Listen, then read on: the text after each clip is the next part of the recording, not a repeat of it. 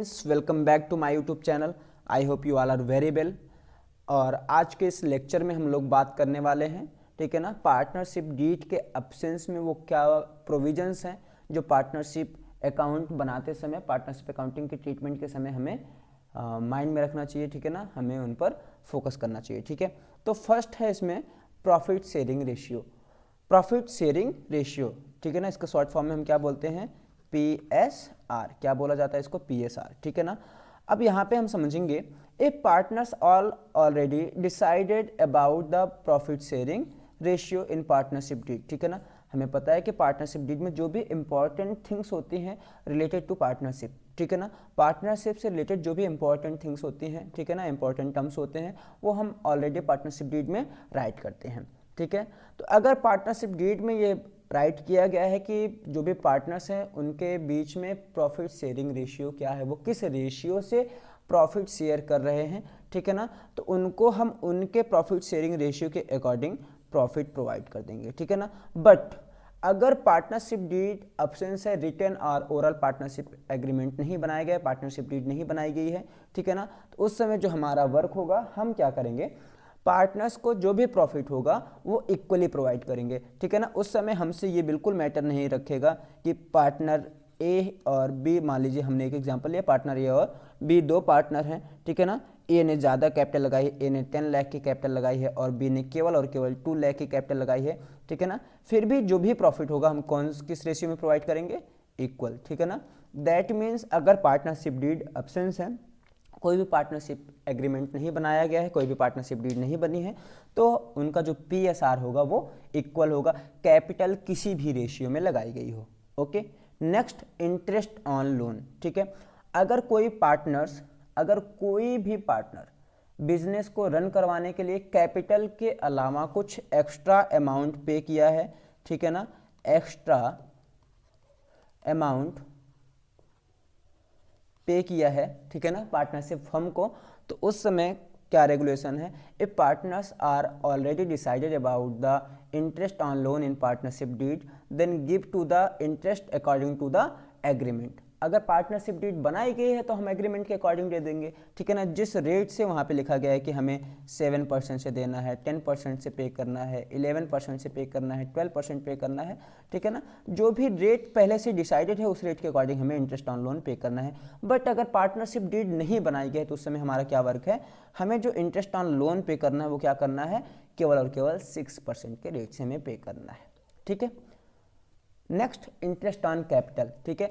If partners are already decided about the interest on capital, जैसे कि हमें पता है कि पहले से ही हम डिसाइड कर लेते हैं कि इंटरेस्ट ऑन कैपिटल दिया जाएगा कि नहीं दिया जाएगा, रेम्यूनरेशन दिया जाएगा कि नहीं दिया जाएगा, ड्राइंग पर इंटरेस्ट लिया जाएगा कि नहीं लिया जाएगा, ठीक है ना। इन सब बातों को हम पहले ही डिसाइड कर लेते हैं पार्टनरशिप डीड में, ठीक है। If partners are already decided about the interest on capital in partnership deed then give to the interest according to the agreement। अगर पार्टनरशिप डीड में डिसाइड किया गया है कि इंटरेस्ट ऑन कैपिटल किस रेट से प्रोवाइड करना है, तो सबसे पहले हमें क्या करना है, ठीक है, हमारा जो सबसे पहला वर्क होगा, हम क्या करेंगे, जो भी एग्रीमेंट बना है, जो उनका क्या कहते हैं परसेंटेज है, उस परसेंट के अकॉर्डिंग हम उनको पे कर देंगे। बट प्रॉब्लम कब आती है, जब कोई भी एग्रीमेंट नहीं है, in the absence of partnership deed. अगर पार्टनरशिप डीड का अब्सेंस है, ठीक है ना, तो इंटरेस्ट ऑन कैपिटल पार्टनर्स को नहीं पे करना है, ठीक है ना, इंटरेस्ट ऑन कैपिटल क्या करना है, आपको नहीं पे करना है, ठीक है। नेक्स्ट, इंटरेस्ट ऑन ड्राइंग, ठीक है। नेक्स्ट बात करें किस चीज़ की, इंटरेस्ट ऑन ड्राइंग की। If partners are already decided about the interest on drawing in partnership deed then charge to the interest according to the agreement. अगर पार्टनरशिप डीड बनाई गई है, ठीक है ना, तो जो भी इंटरेस्ट ऑन ड्राइंग का रेट है वहाँ पे गिवन होगा, ठीक है ना। अगर इंटरेस्ट ऑन ड्राइंग का रेट नहीं गिवन है, ठीक है, पार्टनरशिप डीड में इंटरेस्ट ऑन ड्राइंग के बारे में नहीं बोला गया या पार्टनरशिप डीड बनाई ही नहीं गई है, तो उस समय क्या है, कोई भी इंटरेस्ट चार्ज नहीं करना है पार्टनर से उनकी ड्राइंग्स पर। In the absence of partnership deed no any interest charge on their drawings, okay. Next and last point is remuneration to partners, ठीक है ना। अगर पार्टनर्स ने ऑलरेडी डिसाइड किया है कि किस पार्टनर को कितनी सैलरी देनी है, कितना बोनस देना है, कितना कमीशन देना है, तो उनके डिसाइडेड एग्रीमेंट के अकॉर्डिंग पे किया जाएगा। But In the absence of partnership deed, partners will not be given any type of salary, bonus, commission, etc. as remuneration even after participating in the work of the firm.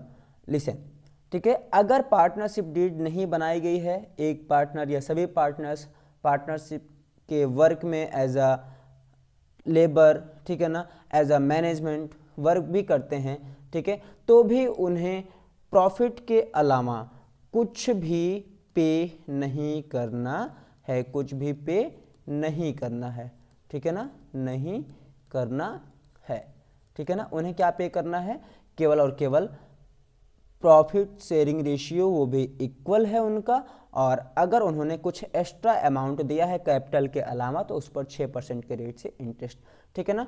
तो finally हमें केवल दो चीज़ों को mind में रखनी है, केवल दो बातों को ध्यान में रखना है। अगर पार्टनरशिप एग्रीमेंट नहीं बनाया गया है, ठीक है ना, पार्टनरशिप डीड एब्सेंस है, तो केवल दो चीज़ों को ध्यान में रखना है हमें, ठीक है।